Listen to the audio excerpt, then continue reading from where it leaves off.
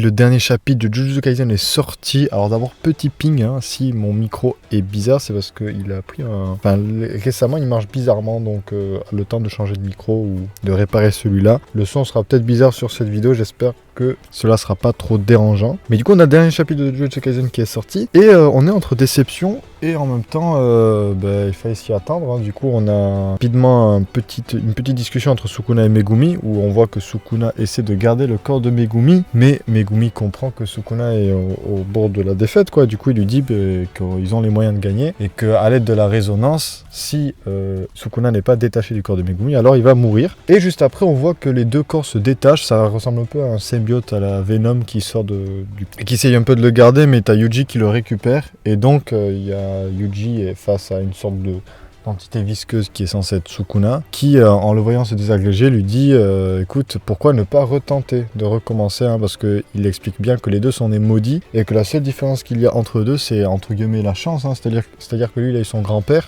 là où Sukuna, on sait pas trop comment il a grandi, mais il a dû grandir dans d'autres circonstances. Et du coup Yuji essaie d'apporter du pardon, c'est un peu beau, et en même temps j'ai un peu peur de ce que là où ça va nous amener, parce que ce dialogue se finit par Sukuna qui dit ne l'oublie pas, je suis un fléau, en gros, quelque chose comme ça. Et à la fin, on voit juste le regard de Yuji, et on sait pas ce qui s'est passé, parce qu'après on a une transition où on retrouve du coup Megumi, Nobara et Yuji qui discutent, hein. Nobara qui flex d'être toujours en vie, et qui leur dit, qui en parle, c'est un peu marrant, c'est un peu mignon. Et t'as Yuji qui avoue avoir un peu pleuré, et Megumi qui explique qu'il était dans le corps de Sukuna, donc pour lui c'était un peu plus particulier l'ambiance. Hein. Le mood va très vite changer, hein, parce qu'on aura du coup les lettres... destiné à Nobara et à Megumi de Gojo. Pour Nobara, il va lui dire où est sa mère, ce qu'elle fait, et pour Megumi, il va lui dire qu'il a tué son père, hein, parce qu'il faut pas oublier que Gojo a tué Toji. Et après, on approche de la fin du chapitre. Ah oui, mais avant, peut-être... j'ai oublié de vous préciser qu'on a la fin du combat de Uraume et de Akari. Un peu triste, hein, hors champ. On a juste une page qui nous explique que Uraume dit si vous avez gagné, c'est de la chance, hein, vous êtes né 1000 ans trop tard ou quelque chose comme ça. Ou 1000 ans trop tard, quelque chose comme ça. Et elle disparaît en fumée de neige ou de glace.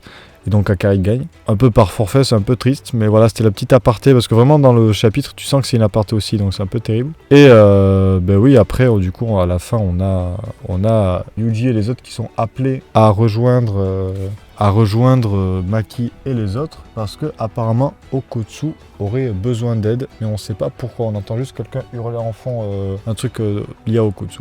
Mais du coup, beaucoup de mystères, hein, qui vont devoir résoudre en 3 pauvres petits chapitres. Hein. Le domaine de Yuji, on n'a pas trop compris du coup.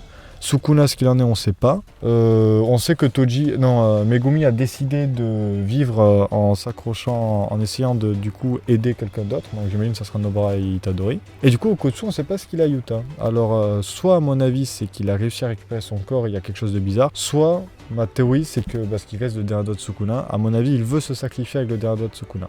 Voilà, c'est mes 2 théories. Du coup, écoutez, on verra. En tout cas, très content de parler de ce chapitre.